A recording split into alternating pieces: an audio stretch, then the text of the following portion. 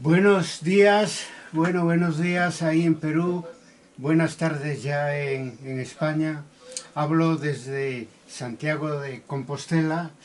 Hoy toca hablar sobre historia, colonia y modernidad, España, América Latina. Bien, perdidas sus últimas colonias en América, en 1892 España proclama el Día de la Hispanidad para celebrar, decían, la llegada a América de Cristóbal Colón el 12 de octubre de 1492, que en realidad fue el principio de la conquista de América y su colonización posterior, como todos sabemos. Esto había sido una propuesta anterior de historiadores americanistas españoles, ¿no? Bueno, esta idea del 12 de octubre como Día de la Hispanidad fue ensalzada por el franquismo. Se nos educó en eso a los niños españoles y se renombró como Día de la Raza, naturalmente de la raza española, con ese toque de racismo que tenía el régimen franquista, ¿no? Después, en democracia, después de la transición, se continuó con esta festividad del 12 de octubre que de una manera, digamos, más descafeinada, ¿no? Se hablaba del día del descubrimiento de América, del encuentro de dos mundos, hasta que ya muy cerca de nosotros, a finales del siglo XX, afortunadamente, gobiernos latinoamericanos rebautizaron el 12 de octubre pues como Día de los Pueblos Originarios, Día de la Resistencia Indígena, Día de la Descolonización, Día de la Diversidad cultural. Y empezó a hablarse en América Latina, en bastantes ámbitos, de que no había nada que celebrar el 12 de octubre. Por lo tanto, dos versiones contradictorias sobre esta fecha, yo diría que casi antagónicas, contradicción que se está agudizando y afecta al campo de la historiografía recientemente por el auge de la extrema derecha en el mundo de hoy, en el mundo occidental, y su enorme influencia en el ámbito de las ideas y el ámbito de los gobiernos. Recordar que ahora mismo vosotros pues tenéis a Milei en Argentina, antes estuvo de aprendiz de dictador Bolsonaro en Brasil y antes y después, en los dos casos, las dos versiones que conocemos del ultra Donald Trump en los Estados Unidos de América, ¿no?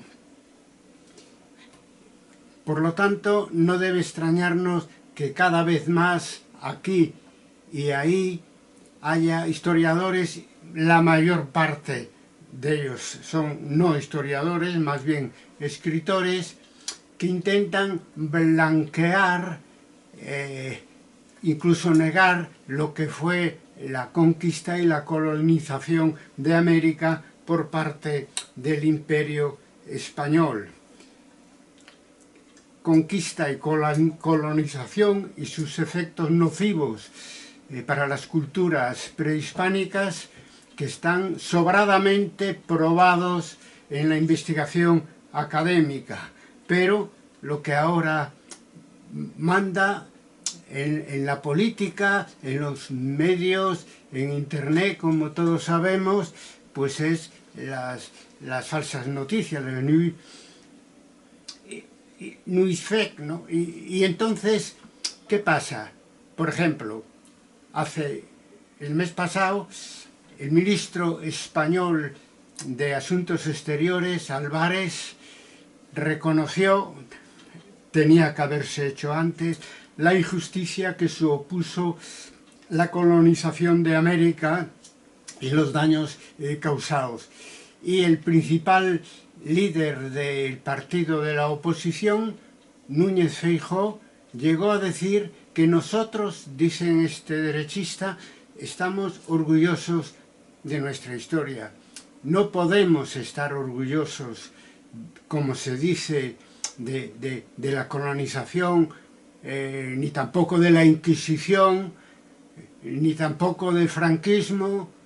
De muchas cosas en nuestro país no podemos estar de acuerdo hoy en día si queremos construir un mundo en paz y un mundo más justo. Este problema lo tienen todas las naciones, pero las derechas actuales, muy influidas por la extrema derecha, pues ya piensan que hay que revisitar la historia escrita hasta este momento, y donde antes había dictadura, pues decir que aquello fue el paraíso terrenal y que no se cometieron excesos ningunos como de lo que estamos hablando, que es la llegada e instalación de los españoles en América Latina y de otros europeos en otros lugares de América, ¿no?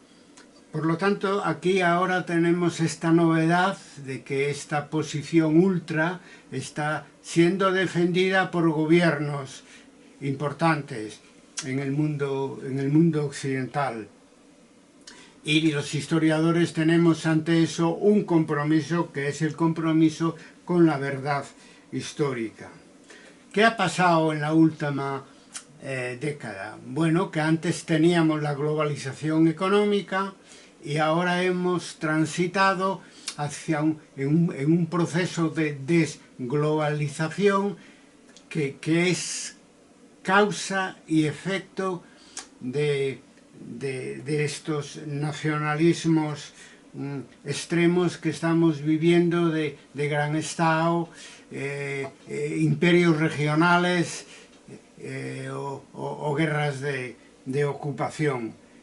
Y todo eso, que es lo que nos interesa aquí, que alienta un revisionismo neocolonial de carácter historiográfico, contra el que tenemos que combatir si queremos que la historia siga manteniendo su independencia de los estados y de las historias oficiales, que ahora están transitando en este sentido ultra, las historias que están ensalzando a los imperios históricos, ¿no?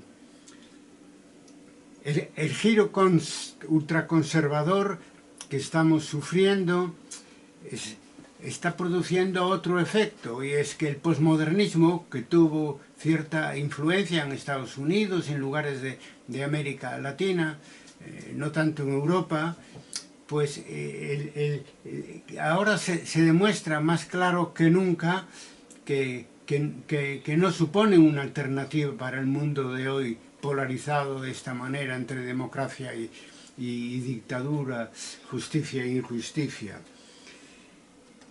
Y esto tiene que ver en parte con el poscolonialismo que tiene cierta influencia desde la filosofía en América Latina, ¿no?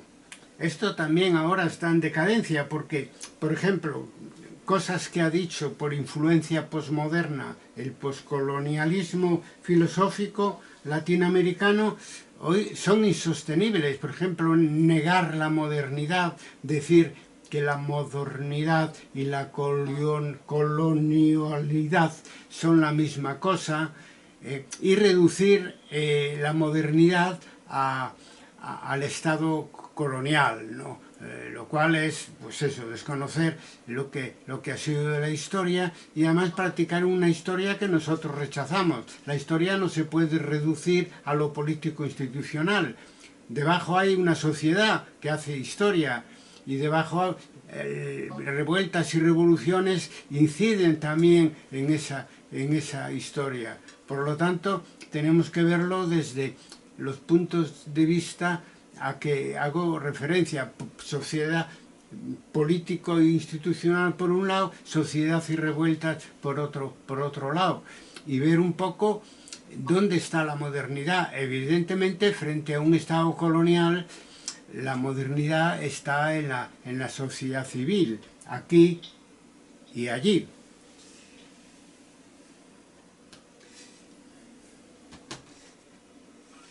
Estamos, sin embargo, más de acuerdo, porque ya se hacía antes, pero no sobra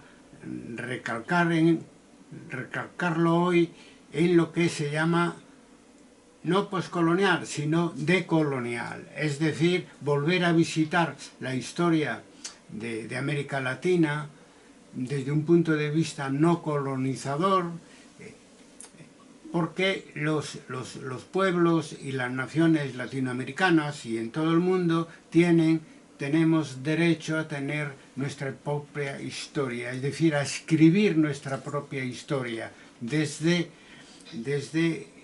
abajo, desde la antigua periferia, desde las clases subalternas. Eso hay que reivindicarlo siempre. Por eso, por lo que estamos hablando aquí, nosotros somos partidarios de, ante el auge de la globalización y la desglobalización, que ahora lo último está sirviendo para propagar las ideas ultraconservadoras, somos partidarios de unir esfuerzos a los dos lados del Atlántico, ¿no?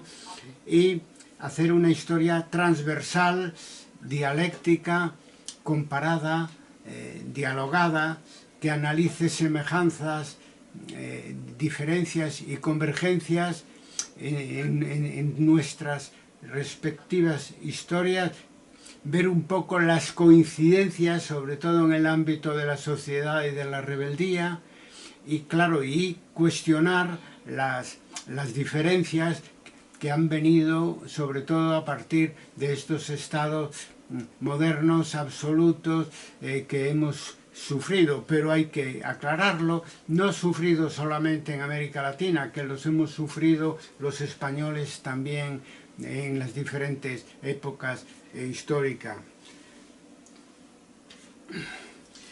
Por eso que proponemos 5 ejemplos donde se puede practicar este contraste y esta cooperación, algo en lo que yo puedo hablar con cierta autoridad, porque durante más de 30 años en la Red Académica Internacional de Historia y Debate hemos practicado este intercambio y hemos practicado, a pesar de nuestras posibles diferencias, hemos practicado ese frente común en favor de una historiografía crítica.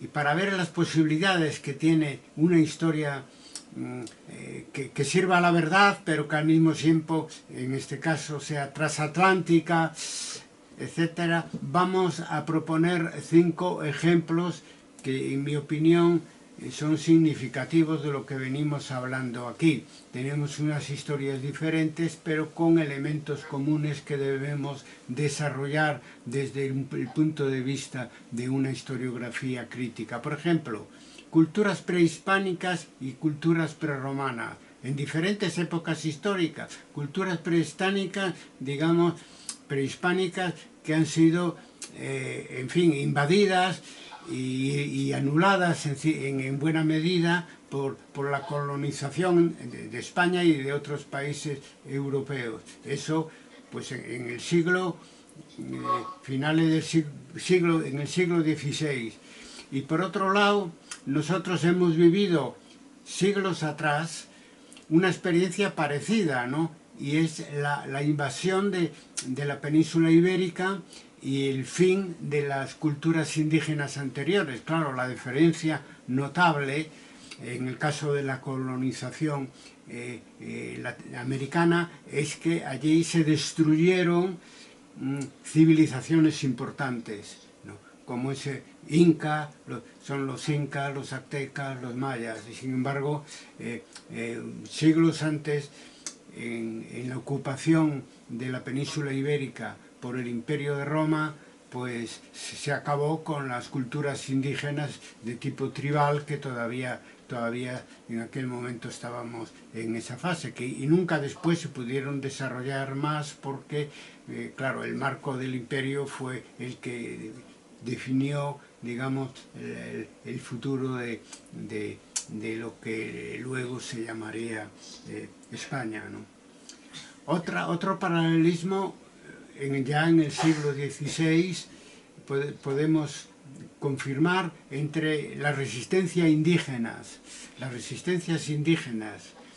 al Imperio Español, por un lado, y las comunidades de Castilla, por el otro. Las comunidades de Castilla, paralelamente a la colonización de América, pues fue una rebelión principalmente de las ciudades, de gran parte de Castilla, que tenía el mismo enemigo, el mismo adversario, digamos, que las resistencias indígenas americanas, que era Carlos I de España y V de Alemania, es decir, el Estado imperial. Otro paralelismo en los siglos XVI, XVII, XVIII, es decir, en la época de la colonia había colonizadores españoles en vuestro continente, enviados por este Estado imperial contra el que nuestros antecesores luchaban también aquí en España, y por otro lado también había españoles humanistas. Es decir, que para hacer una historia dialéctica hay que decirlo también. El ejemplo más notorio es Bartolomé de las Casas, el que luego fue obispo de Chiapas. Y entonces, ¿qué conclusión sacamos? Pues y volvemos a la crítica que hacíamos al postcolonialismo. Pues la conclusión que sacamos es que no hay una sola modernidad, porque las sociedades están divididas en clase, en diferencias entre gobernantes y gobernados, etc. No, hay dos tipos de modernidad. Hay la modernidad que está vinculada a la defensa de los derechos humanos desde Bartolomé de las Casas, en este caso de los derechos humanos indígenas, y otra modernidad que no merece ese nombre, falsa, que está vinculada a la violencia, a la imposición, a la explotación por parte del Estado imperial español sobre las poblaciones indígenas, en este caso americanas. También podemos ya en el siglo XIX hablar del paralelismo entre los latinoamericanos independentistas luchando contra el imperio español, y los liberales españoles que también luchaban contra el mismo Estado para acabar con los residuos de feudalismo que existían en ese momento en España, ¿no? Por lo tanto, son dos tipos de rebeldía que tienen un adversario común, que es el Estado absoluto en España, en su forma imperial, pero también en su forma oligárquica en nuestro país, ¿no? Entonces éramos rebeldes ambos contra ese Estado absoluto, y además bebíamos de las mismas fuentes, porque la Ilustración francesa, de gran influencia en el siglo XVIII ya en España y en América Latina, es donde habíamos aprendido nuestros objetivos, habíamos sacado nuestros objetivos para cambiar las sociedades, ¿no? Que son naciones independientes y soberanas, y que son, pues, acabar con el régimen, con los regímenes estamentales del antiguo régimen del absolutismo español, hasta llegar por fin al siglo actual, al siglo XXI, donde esa cooperación está muy igualada ya, y es, digamos, que es en el movimiento social global. Entonces, eso se inició en el año 1 con el movimiento, 2001, con el movimiento altermundista, y se funda en Porto Alegre, Brasil, el foro de Porto Alegre, que fue un movimiento importante con la globalización que en aquel momento existía, de tipo económico, vinculada al pensamiento único neoliberal. Entonces ahí ya se combinaban europeos y americanos de igual a igual, ya digo. De hecho, la sede de ese movimiento altermundista se situó en Brasil.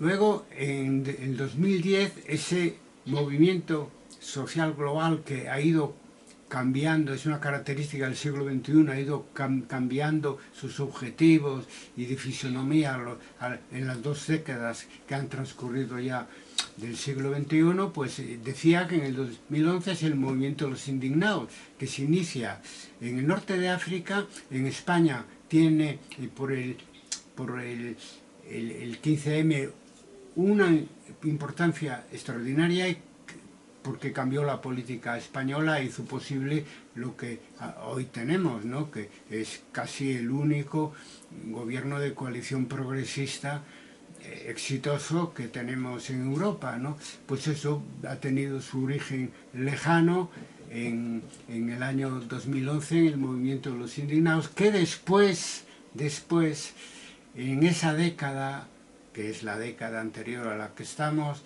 ha ido manifestándose en diversos países de América Latina. El último de ellos, Perú, como bien vosotros sabéis y habéis protagonizado en el mes pasado, porque en el año 2025 se da una triple manifestación de un movimiento social global que demuestra su enorme fuerza, porque tenemos que hablar de cientos de miles, de millones de movilizados, ¿no?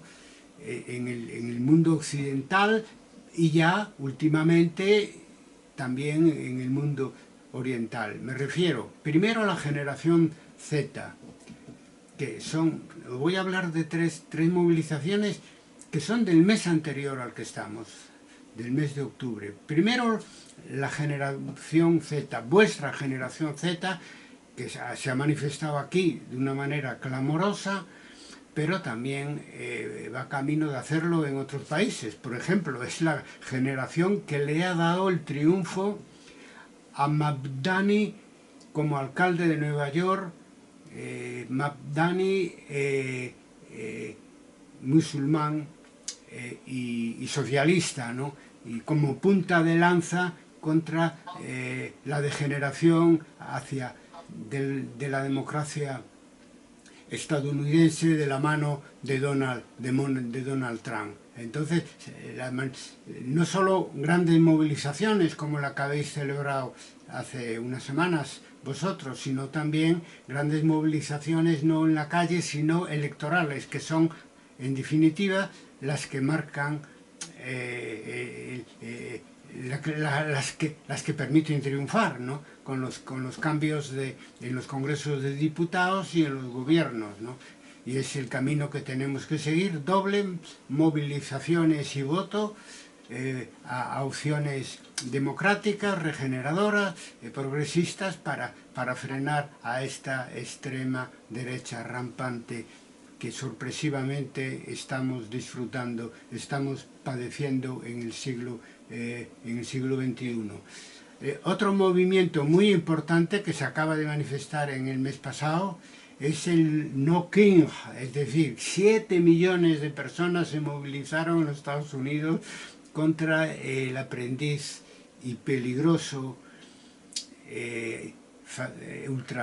ultraconservador Donald Trump en Estados Unidos. Eso va a traer mucha cola. Bueno, ya la trae porque en las últimas elecciones las perdieron el partido de Donald Trump y las ganaron los demócratas, en este caso, además, en Nueva York, un joven de la generación anterior a la vuestra, un millennial, Mamdani, que además se proclama socialista, que en nuestro país, en España y en Europa en general es algo normal, etcétera, pero que en Estados Unidos pues es un factor de subversión. Por eso es tan importante el éxito que acabamos de vivir de Mamdani en las elecciones para la alcaldía de Nueva York. Y claro, por lo tanto, generación Z,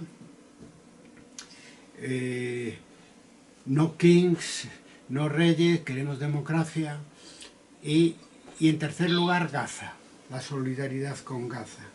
Porque lo nuevo en este último mes es que no es solo la convergencia de grandes manifestaciones en el norte y en el sur, ¿no? Por ejemplo, en Europa y en América, ¿no? Sino además esa misma coincidencia se da entre Occidente y Oriente, y eso han sido las manifestaciones alrededor del 10 de octubre en solidaridad con Palestina, que fueron enormes, de no sé de millones, pero de cientos de miles seguro en Europa y en Oriente, ¿no? Entonces, y que además consiguieron un alto el fuego, porque fueron esas movilizaciones enormes las que hicieron inviable la locura genocida de Netanyahu en el Estado de Israel. Bueno, pues eso es lo que se lo quiso atribuir Donald Trump, más bien para hacer después, si hubiera una paz, que esperemos, en esa zona del mundo, para hacer negocios inmobiliarios. De hecho, sus negociadores eran gente cercana a él que se dedicaban a eso, y además dentro de la locura de que exhibe muchas veces el presidente Trump, pues que quería que eso ayudara su papel para parar la guerra de Israel-Gaza, que no es guerra, es simplemente una invasión mortífera, de masacre continua sobre el pueblo palestino. Él quería que le dieran el Nobel de la Paz. Imaginaros, el mundo no ha cambiado tanto como para que el sentido común siga imperando, porque a un belicista como él, de extrema derecha, es que no es merecedor de todos, menos del Nobel de la Paz. Por lo tanto, grandes victorias y grandes movilizaciones, y lo que vendrá después en la medida de que la extrema derecha siga avanzando en el mundo. Ningún país está libre de peligro, y lo que está en peligro es obviamente la democracia en todo el mundo, por el avance de los sucesores de Hitler y Mussolini ahora en el siglo XXI, ¿no?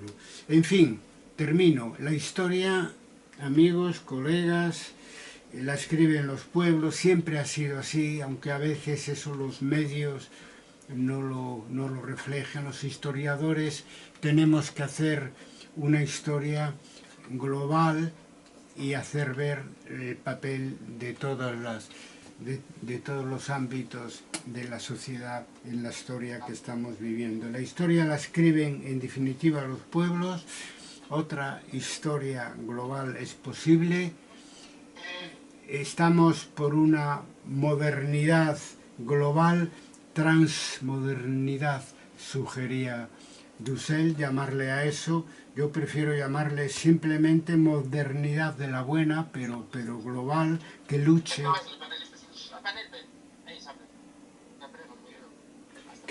contra el auge de la extrema derecha en el mundo, las nuevas guerras y los nuevos imperios tipo ruso o israelí de ultraderecha en el mundo, que luche por una democracia que se defienda con autenticidad, es decir, una democracia verdadera, sin corrupción y con la menos desigualdad posible. Un mundo que dé lugar, porque lo necesita, a una gobernanza mundial más efectiva. La ONU hoy prácticamente no existe, y los demás organismos internacionales, que dé lugar a una gobernanza mundial efectiva, democrática e igualitaria. Tener esperanza, viva Perú y la generación Z.